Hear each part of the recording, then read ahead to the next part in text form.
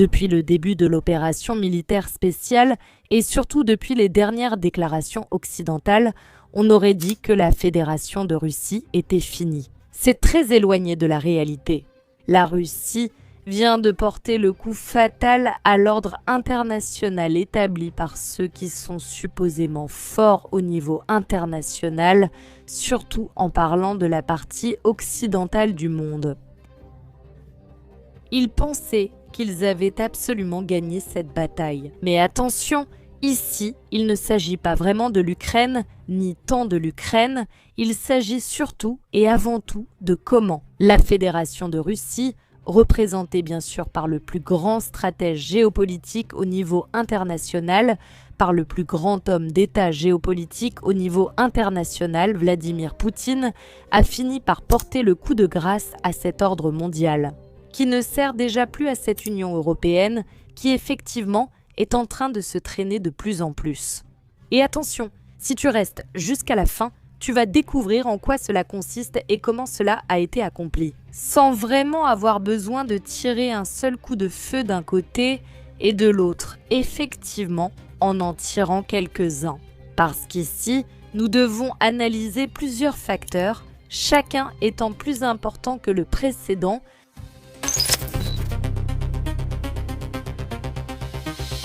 Voici le graphique en question. Vous vous demandez sûrement, Liusivaya, de quoi il s'agit exactement. L'opération militaire spéciale est encore loin d'être terminée, c'est la réalité. Mais la Russie a déjà porté un coup stratégique, je dirais même le coup stratégique principal à l'ordre mondial, et elle a remporté à cet égard une victoire écrasante. Voici un graphique qui, à première vue, semble très complexe. Il appartient à Julius Baer, une petite banque suisse spécialisée dans la banque privée et la gestion d'actifs. Le graphique montre que le système de Bretton Woods a transformé le dollar en un or inflationniste, alignant de facto les bons du Trésor américain sur des lingots d'or.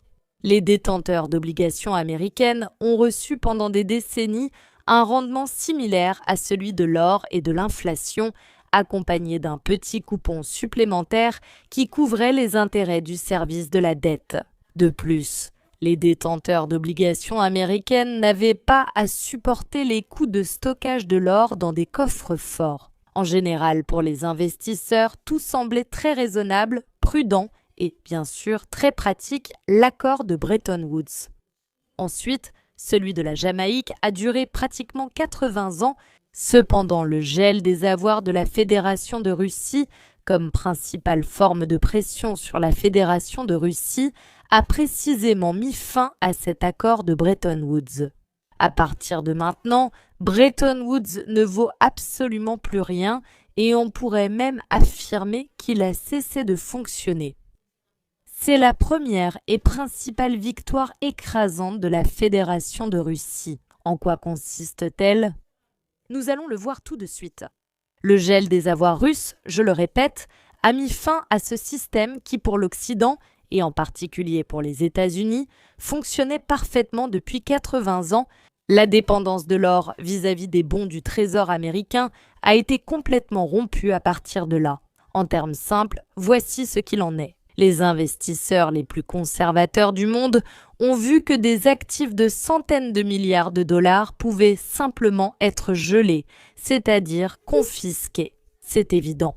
Parce qu'à l'heure actuelle, on ne sait pas quel sort leur sera finalement réservé. Et depuis la Russie, on parie presque qu'ils ne reviendront jamais. Et cela se produit en raison d'une décision absolument volontariste du chef des États-Unis ou de l'Union européenne, sans présenter aucun type de certificat concernant leur état mental. C'est-à-dire qu'il s'agit d'une décision absolument arbitraire qui bien sûr fait que les marchés, à partir de maintenant, cessent d'être prévisibles, même dans la moindre mesure. Les personnes qui pensaient qu'elles misaient sur la sécurité en investissant dans de bons Américains et en soutenant ainsi la force du dollar au niveau international. Maintenant, ce n'est plus aussi évident pour eux et je vous dirais même que c'est de moins en moins clair. En fait, alors justement, Une sortie a commencé, pour l'instant assez prudente, des bons du Trésor américain et un flux rapide de capitaux vers l'or. C'est-à-dire que les bons du Trésor et l'or ont cessé d'être pratiquement synonymes du jour au lendemain. Cela signifie-t-il que les États-Unis ont perdu en Ukraine leur principal acquis de la Seconde Guerre mondiale, le dollar en tant que monnaie mondiale d'épargne? Parallèlement, le système du dollar comme monnaie mondiale de paiement est en train d'être démantelé, ce qui est une véritable catastrophe pour le Trésor américain et la Réserve fédérale. D'où les activités très étranges et incohérentes de la Maison-Blanche ces derniers mois.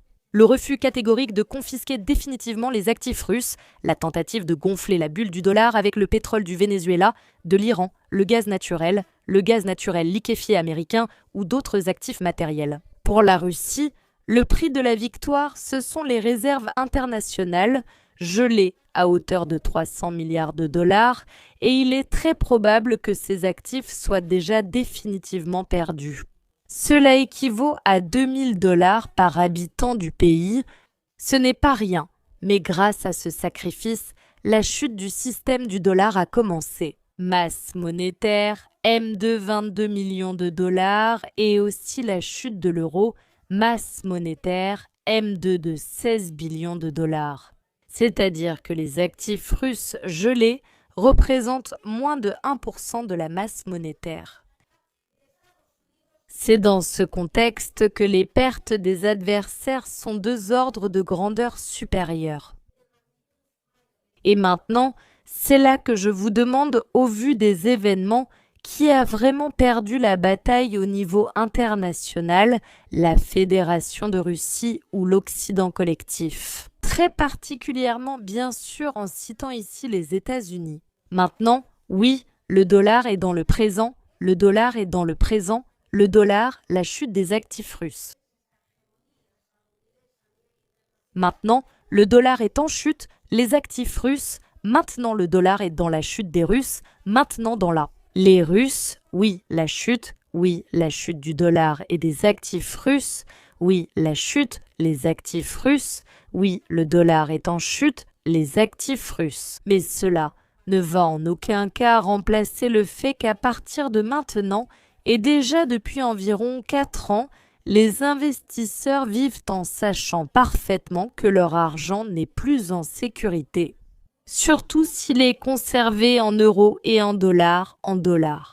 Principalement parce que ce qui est arrivé à la Fédération de Russie peut absolument arriver à n'importe qui. Ce qui est arrivé à la Fédération de Russie représente essentiellement le problème ultime de ce qu'est l'ordre mondial établi. Jusqu'à, on suppose, ces moments, et par conséquent, ce qui est arrivé à la Fédération de Russie, d'une part, représente l'un des plus grands échecs. Il semblerait que ce même pays, la Russie, ait perdu une quantité énorme d'actifs qui, à aucun moment, ne pourront probablement être restitués.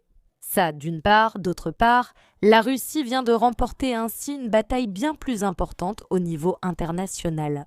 Et oui, bien sûr, cette victoire ne s'est pas faite du jour au lendemain. Cette victoire représente un mouvement progressif des capitaux, car effectivement, le dollar s'est imposé comme la monnaie internationale de référence, équivalente à l'étalon or. Fidedicoso la politique là.